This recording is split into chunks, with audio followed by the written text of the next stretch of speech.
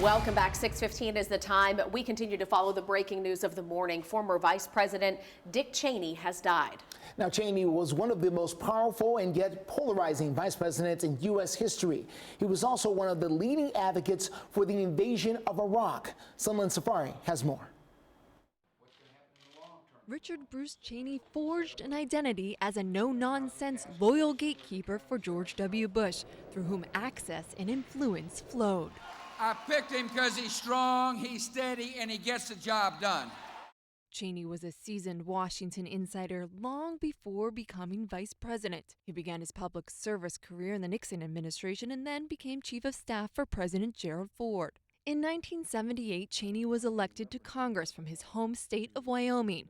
He spent a decade there until the first President Bush asked him to serve as Secretary of Defense. After President Bush lost re-election, Cheney became head of the oil services giant Halliburton. It was a job that kept him steeped in foreign policy, and later the job became a lightning rod for his critics. When George W. Bush secured the Republican nomination in 2000, he tasked Cheney with vetting candidates for vice president, but ultimately offered him the job. Cheney's health was a major concern. He'd had 3 mild heart attacks and a quadruple bypass before he was 50, and suffered another heart attack shortly after the 2000 election. I've got a doctor that follows me around 24 hours a day that comes with a job as vice president. His health continued to be an issue once he was out of office. In 2012, at the age of 71, Cheney underwent a heart transplant. In the Bush administration, Cheney was considered a hawk who was instrumental in the decision to invade Iraq.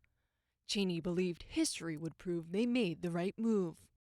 What we did in Iraq and taking down Saddam Hussein was exactly the right thing to do. During the second term of the Bush administration, Cheney would find himself at the center of controversy when his chief of staff, I. Scooter Libby, was sentenced to prison in connection with the leak of a CIA agent's name.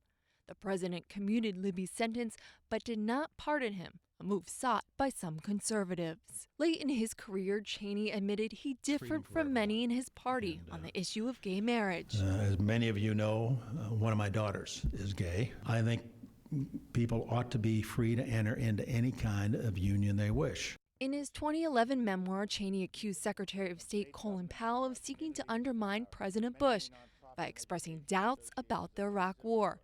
He also said Powell's successor, Condoleezza Rice, misled the president about negotiations with North Korea.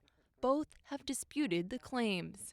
Cheney had no interest in running for president after leaving office, but he continued to be an outspoken voice for the Republican Party. In Washington, I'm Lynne.